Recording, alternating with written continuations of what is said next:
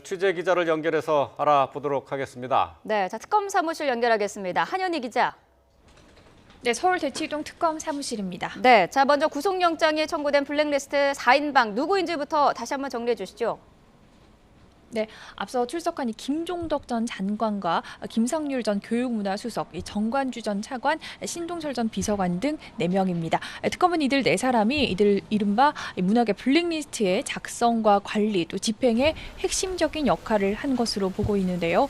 지금 모두 나오면은 잠시 뒤인 오전 10시 반부터 서울중앙지방법원에서 이들에 대한 구속 전 피의자 신문이 진행됩니다.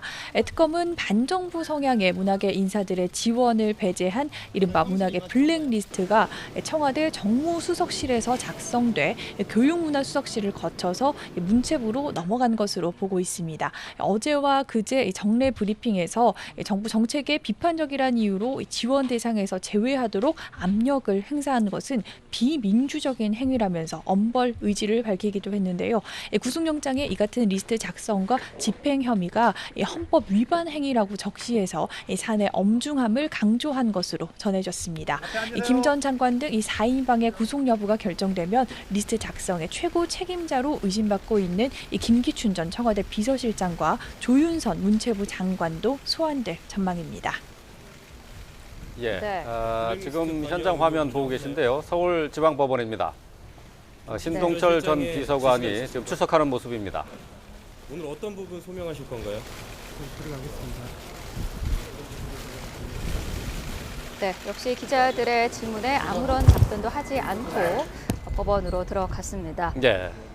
자, 이렇게 해서 지금 오늘 출석하기로 돼 있는 4사람 가운데 이제 3사람까지 출석을 했습니다. 근데 오후에는 박근혜 대통령이 나쁜 사람이라고 지목을 했었던 노태강 전 문체부 체육국장이 조사를 받을 예정이죠?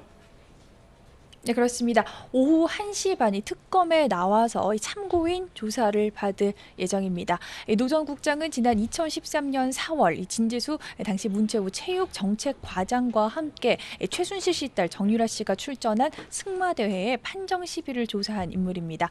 당시 최 씨 측과 반대 측 모두 문제가 있다라는 취지의 보고를 올렸고 이후 박 대통령이 나쁜 사람으로 지목한 것으로 알려졌는데요. 좌천 끝에 결국 공직에서 물러났습니다.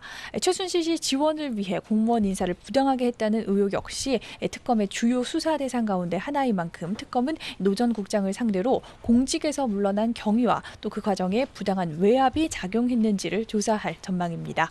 또 인사 불이익 정황을 덮기 위해 조윤선 문체부 장관이 노 전 국장에게 대한체육회 사무총장직을 제안하면서 회유를 시도했다는 의혹이 최근 제기된 만큼 관련 내용 역시 확인할 것으로 보입니다. 네, 또 정유라 씨의 이화여대 특혜 의혹과 관련해서는 남궁곤 전 입학처장이 구속됐다고요? 네, 그렇습니다.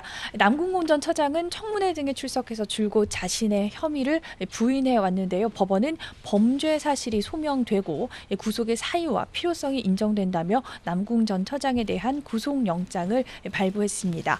특검 전체로는 3번째 구속이자 정 씨의 2대 특혜 비리와 관련해서는 2번째로 구속된 건데요.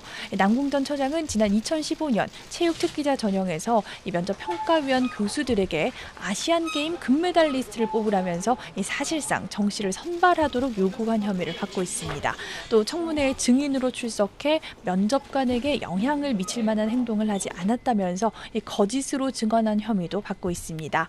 남궁 전 처장은 영장 실질 심사 하루 전인 지난 9일 진행된 마지막 청문회에서도 정 씨 입학 과정에 특혜가 없었다고 강조했는데요. 특검은 구속된 남궁 전 처장을 상대로 정 씨 입학 과정 등을 면밀히 조사할 계획입니다. 또 정 씨 입학과 학사 특혜의 핵심적 역할을 한 것으로 알려진 최경희 전 총장과 김경숙 전 학장도 이르면 이번 주 소환할 전망입니다. 지금까지 서울 대치동 특검 사무실에서 YTN 한현입니다.